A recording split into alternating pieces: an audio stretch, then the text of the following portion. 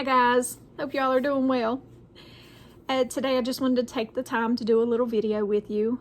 As I was scrolling through social media, it's been a while back, I had come across an image and it kind of startled me, even grossed me out a little bit.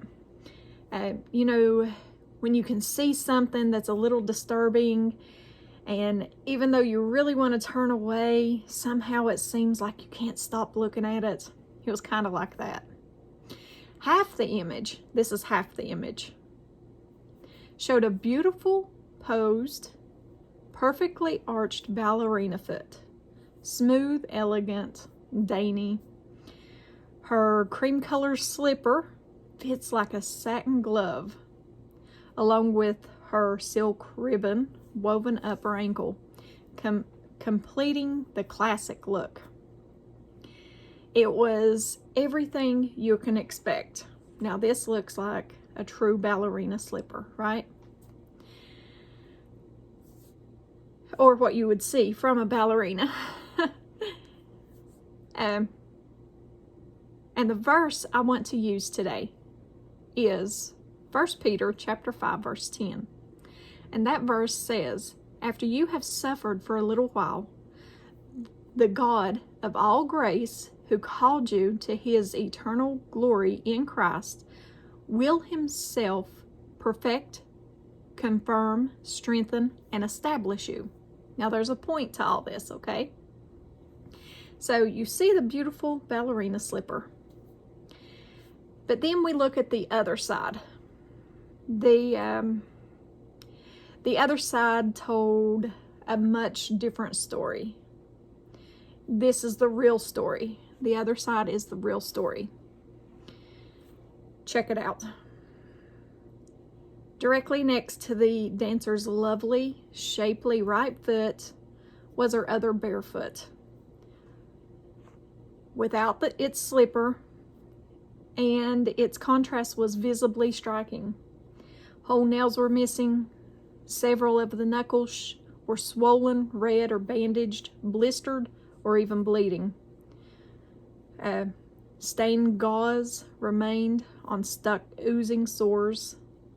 Knobs of contoured, misshapen bones bulged grotesquely beneath the skin. Along with this picture was the words, "Everyone wants the glory, but few are willing to pay the price to get it." Makes sense, don't it? And that's the truth, right? We see that a lot. A lot of people want the glory from things, but they don't want to sacrifice to get it.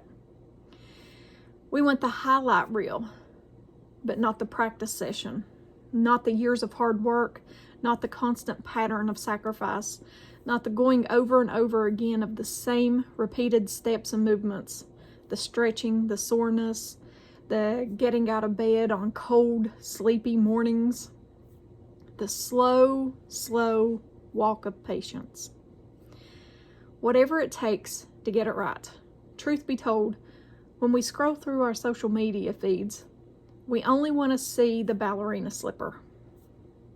It's pretty, and it's a lot prettier than the worn parts, the beat up parts. Reality is too much for us to deal with. A close look at the hours of preparation, the years of hard work, and the grueling cost required to get there are not what we come to see. So we conveniently ignore that part. If we're honest with ourselves and each other, this is how we tend to read our Bible also. See, several years ago, I had taken on the task of reading my Bible through in a year. And frankly, I found it a bit overwhelming. Wrangling 3 kids at that time probably had a little something to do with it. Maybe I needed a 2-year plan, right? Yet I distinctly remember when I came across Elijah in 1 Kings, I felt completely consumed by the startling boldness of his faith, especially the one big highlight that stands out from his story. and that's on Mount Carmel. You can find this story in 1 Kings chapter 18, verse 19 through 39. This moment on Mount Carmel followed a much less public process that God had begun in Elijah years before. So you can look back in previous chapters in 1 Kings and read more about Elijah. See, if we look at the story of Elijah on Mount Carmel, there are things that Elijah done. He showed tremendous amount of faith. And I encourage you to go back and read that in 1 Kings about Elijah on Mount Carmel. And hopefully that you are like me and you want what Elijah had. He had that, especially on Mount Carmel. He had that faith, that boldness, that he knew that God was going to show up, in other words. See, we want to be like Elijah. At least I want to be like Elijah. And I hope you do too. We want faith, courage, and boldness, a prayer life that pushes back the darkness, character that possesses an unflinching backbone, a holy conviction that doesn't bow to popular opinion. And we should want to be brimming over with the fullness of God's Spirit and power, brave enough to speak truth to authority with love and grace, singularly focused, inspiring others' alliances to the one true God. And we should want to be people who leave behind a lasting impact on future generations.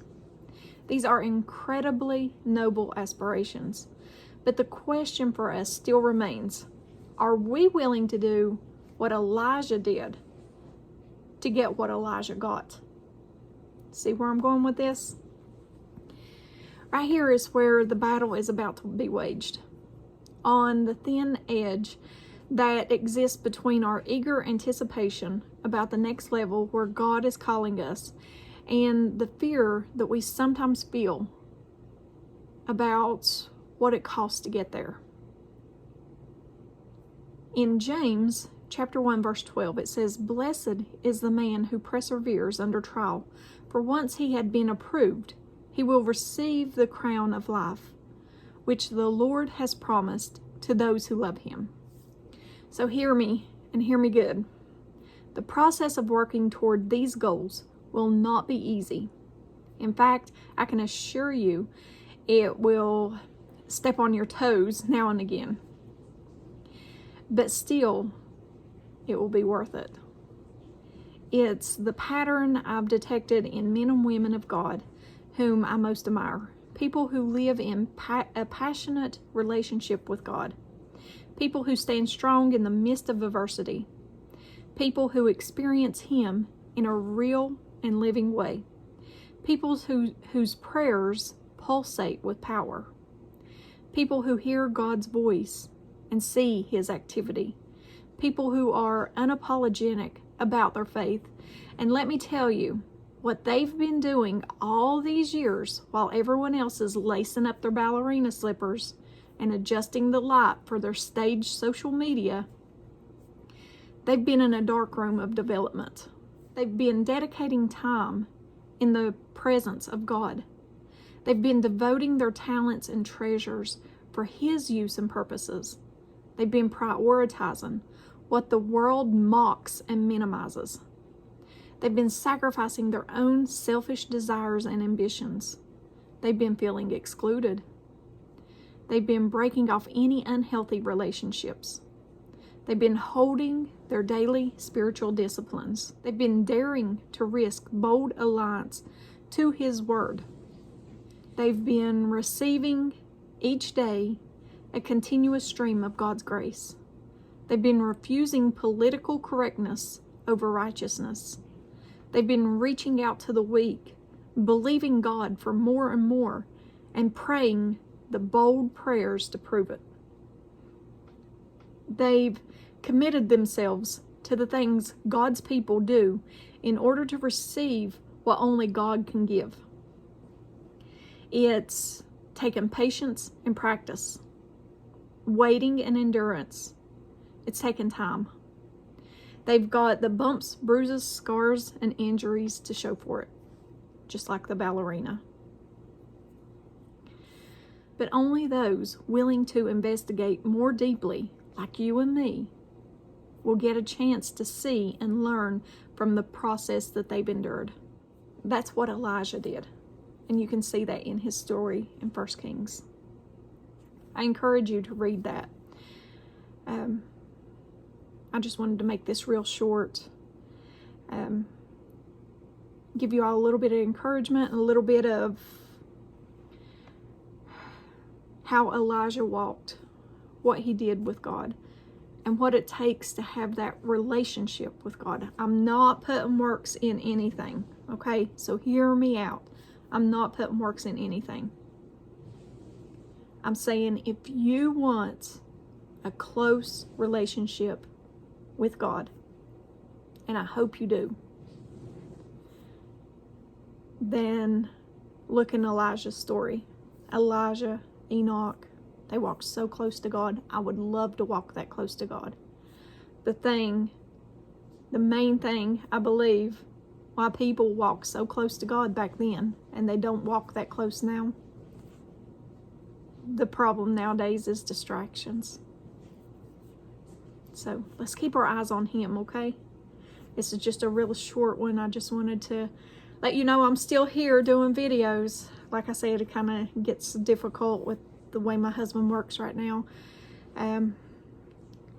Hopefully he'll be, by the grace of God, he'll be off call pretty soon, hopefully, and be back full time and not on call. So you all keep him in your prayers that he gets a full-time position someplace. And this on-call stuff, it's wearing us out. It's wearing us out. They call all hours. So but I love you guys. As always, give me a thumbs up or thumbs down. Also, join me on the Disciple server. Link is in the description. We are starting to look into Elijah and Elijah's life and comparing it to our lives. Also, let me know if you want to do a study on Elijah.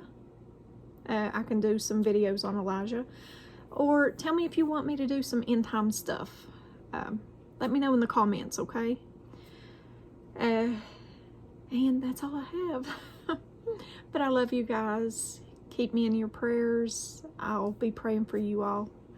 I love you guys. And if I don't see you in the next video, I hope to see you in heaven. Bye, guys.